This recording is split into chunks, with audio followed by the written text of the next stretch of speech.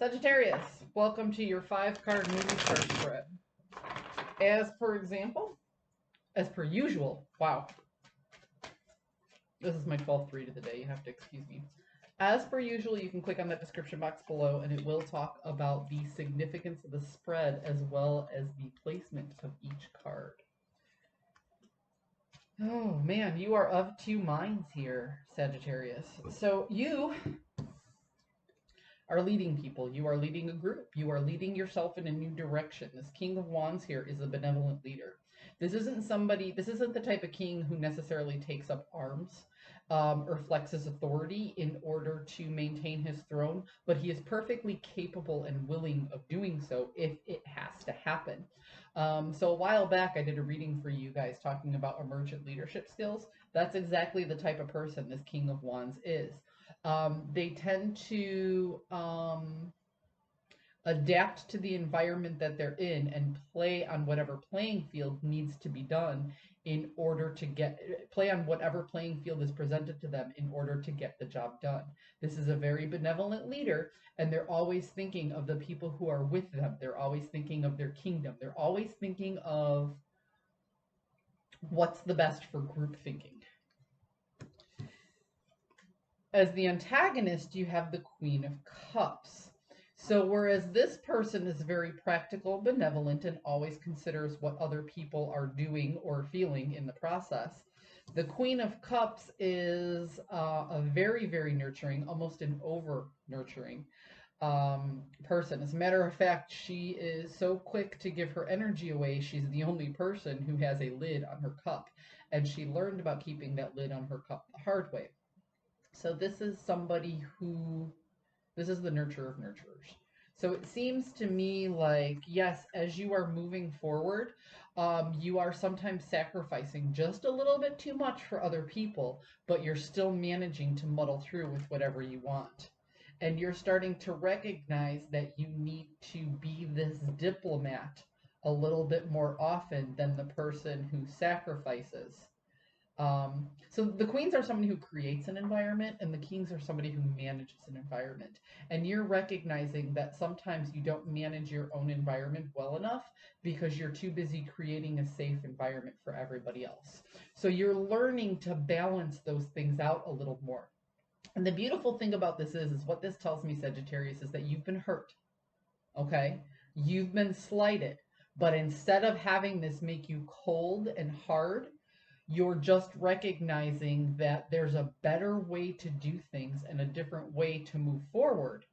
And you're trying to learn that proper balance. You're like, well, I still want to help people and I still want to give, but I can't give too much because then there's not enough left for me at the end of the day. So you're learning a more healthy balance to move forward without clamming up and without being completely on guard and pushing people away. So you've experienced a little bit of difficulty and you're learning a healthier way to deal with it and move forward without losing your kind and compassionate self. Now, the journey is that there is a lot of conflict, okay? And there are a lot of things that you have to change, be these habits about how you do things, or maybe even cutting some people out of your life, maybe taking the people who aren't respecting your boundaries and finally saying goodbye to them. And this is a necessary evil in order to make peace with yourself and your inner child, in order to go back over and recognize that, yes, I've been hurt in the past, but if I learned something from it, then it wasn't for naught.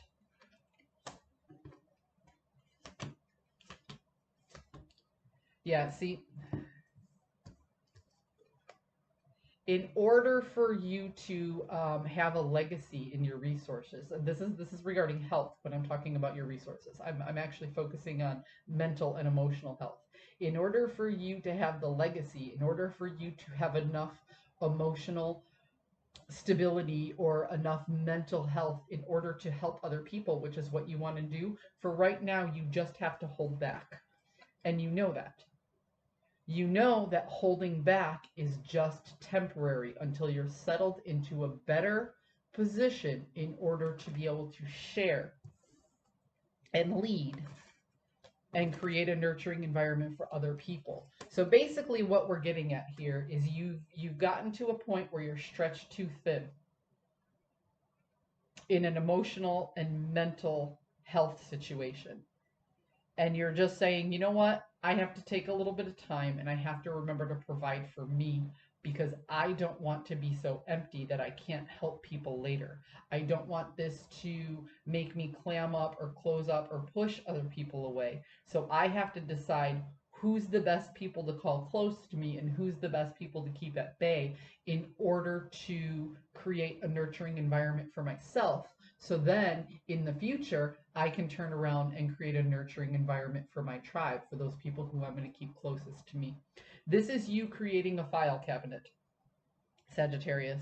And your file cabinet is, well, I'm not saying file cabinet. Here's what I'm saying. You have a kingdom, okay? And this kingdom is your sense of safety. So there's this outer wall that you don't want people crossing at all. There's this hard boundary. And you're like, some people belong here. Then when you come in, there's this whole area where there's a fence. And you're like, some people belong past the wall, but only up to the fence. And then there's this inner circle, okay, between the fence and your throne. And you're like, only a small percentage of people get to come here. Previously, you let too many people into that inner circle. Now it's time for you to push some people out between the wall, the fence and the wall, and other people beyond that wall completely because they just aren't serving you any good. Whew! Sagittarius.